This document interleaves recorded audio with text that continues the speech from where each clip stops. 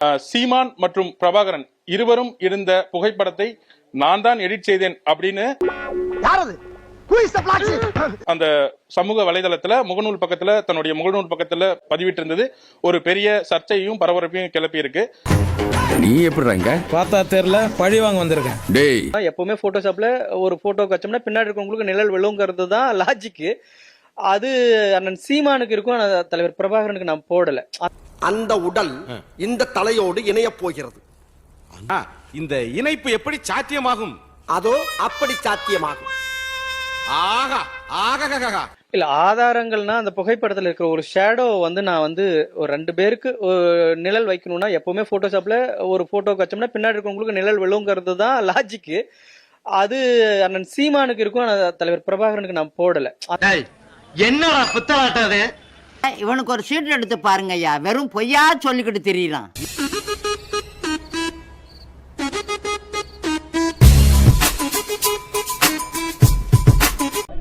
சீமான் மற்றும் பிரபாகரன் இருவரும் இருந்த புகைப்படத்தை நான் தான் எடிட் செய்தேன் அப்படின்னு அந்த சமூக வலைதளத்துல முகநூல் பக்கத்துல தன்னுடைய முகநூல் பக்கத்துல பதிவிட்டு இருந்தது ஒரு பெரிய சர்ச்சையும் பரபரப்பையும் கிளப்பி இருக்கு. எப்படி மச்சான் சொல்ல முடியும்? எல்லாம் சிரிச்சுன்னுக்குறாங்களே, இது ஏன் ஜோக்கு?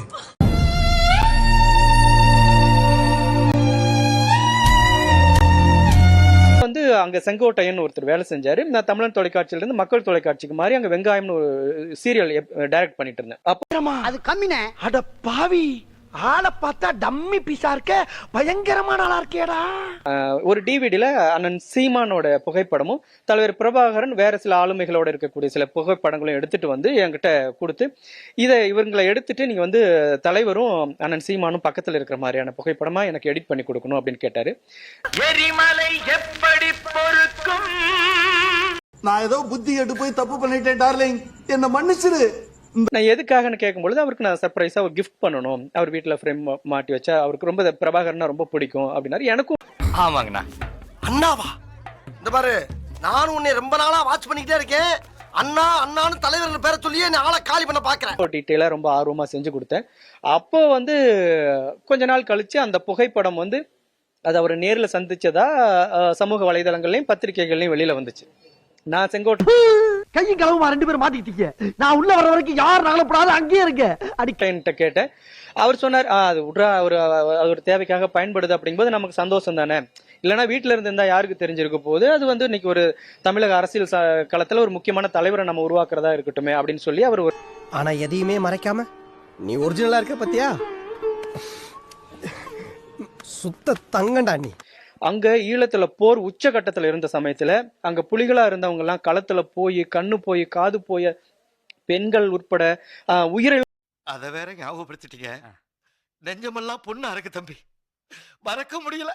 வந்து அங்க செத்துக்கிட்டு இருக்கிற நேரத்துல இவர் அங்க போயிருந்ததாகவும் தலைவர் பிரபாகரன் இவரை கூப்பிட்டு கரியாக்கி போட்டதாகவும் எனக்கு பிரச்சனை பண்ணிட்டு வெயிட் பண்ணிட்டு இருக்கான் பாஸ். இன்னைக்கு பாயாசமே வைக்கலையாம்னே. 28 கிலோல கறி போட்டாருன்னும், எனக்கு துப்பாக்கி சுட்டு வேடிக்கை காட்டிக்கிட்டு இருந்தாருன்னும்,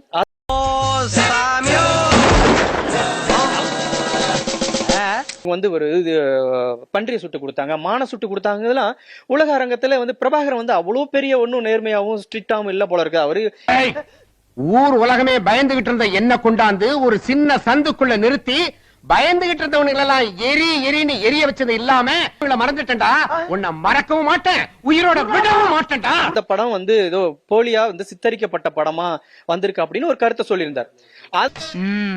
உனக்கு உண்மை தெரிஞ்சு போச்சு, உன்னை விடக்கூடாது, இன்னொரு பாயாசத்தை போட்டுற வேண்டியது இருக்கும்.